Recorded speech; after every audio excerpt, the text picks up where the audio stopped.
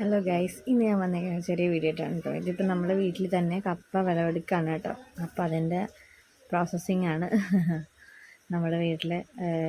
നമുക്ക് ആ കപ്പയുടെ താഴെ കുറച്ച് പ്രൊട്ടക്ഷന് വേണ്ടി കൈതയുടെ മുള്ളും അതുപോലെ തന്നെ ഓലയൊക്കെ ഇട്ടിട്ടുണ്ടായിരുന്നു. കാരണം എന്ന് വെച്ച് കഴിഞ്ഞാൽ പെലിച്ചാഴി, കീരി അങ്ങനെയുള്ള ജീവികളൊന്നും നമ്മുടെ കപ്പ തിന്നാതിരിക്കാൻ വേണ്ടിയാണ് അങ്ങനെ ചെയ്യുന്നത് കേട്ടോ.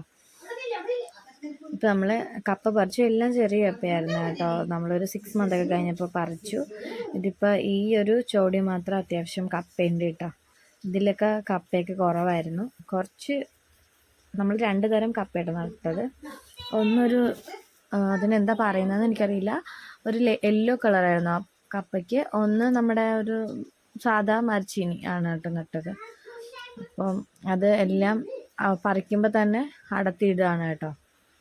പിന്നെ അതിൻ്റെ കമ്പ് നമ്മൾ കളയുന്നില്ല, കാരണം വെച്ച് കഴിഞ്ഞാൽ അടുത്തത് നടാൻ വേണ്ടി ഇട്ടേക്കുവാണ്. അപ്പം ഞാൻ പറഞ്ഞില്ലേ, അതിന് കുറച്ച് കൈതമുള്ളും അങ്ങനെയുള്ള സാധനങ്ങളൊക്കെ ഇട്ടതുകൊണ്ട് നമുക്ക് കുറച്ച് ടാസ്കി ജോബായിരുന്നു. കാരണം അത് ക്ലീൻ ചെയ്തിട്ട് കഴിഞ്ഞാണ് നമ്മൾ കപ്പ പറിച്ചത് കേട്ടോ.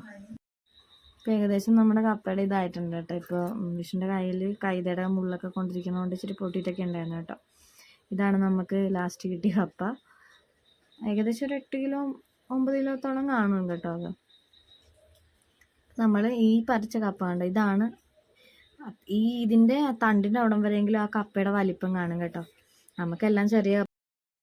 അപ്പോൾ നിങ്ങൾക്ക് ഞങ്ങളുടെ വീഡിയോ ഇഷ്ടപ്പെടുന്നുണ്ടെങ്കിൽ ലൈക്ക് ചെയ്യുക, സബ്സ്ക്രൈബ് ചെയ്യുക, ബെല്ലൈക്കൺ ക്ലിക്ക് ചെയ്യുക. അടുത്ത വീഡിയോ ആയിട്ട് വേറൊരു ദിവസം വരാം. Okay, bye guys. ഇമ്മൂസിൻ്റെ സൗണ്ടാണ് കേട്ടോ ഇതിനകത്ത് കേൾക്കുന്നത്. എന്തെങ്കിലും സൗണ്ട് ഇഷ്യൂസൊക്കെ കാണും കേട്ടോ. എന്തിനുണ്ടെങ്കിൽ ക്ഷമിക്കണം കേട്ടോ. Okay guys, by.